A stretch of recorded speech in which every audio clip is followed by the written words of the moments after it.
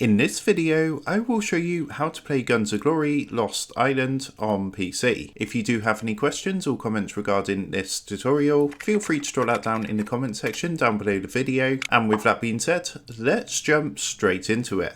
So to go ahead and play Guns of Glory Lost Island on PC, what you're going to want to do first is come across to this website. What I will do is leave a link to this website in the video description down below, but make sure you do watch this video the whole way through to learn how to download and play this on PC. So once you've clicked the link in the video description, you'll be taken to this website, and from here you're going to want to click the blue box which says play on PC. Now what it's going to do is download something called BlueStacks onto your PC. BlueStacks is an emulator which basically allows you to play any mobile games on your PC. So what you want to do is download that and then go ahead and click it to run the installation setup. Once you've gone ahead and installed BlueStacks, you're going to get a confirmation pop-up window like this. So now all you want to do is go and click the blue launch button. So what that's going to do is start loading up BlueStacks on your PC, as you can see here.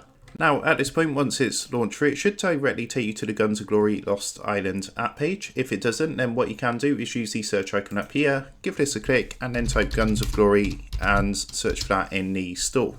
So once you come across to the app page, all you're going to want to do is press the green install button just here to install this onto your PC. So it just takes a minute or two to do this, dependent of course on your current internet speed and connection. And here we are, as you can see in game. So as you can see, this works really well, and we can play this absolutely fine, no problem.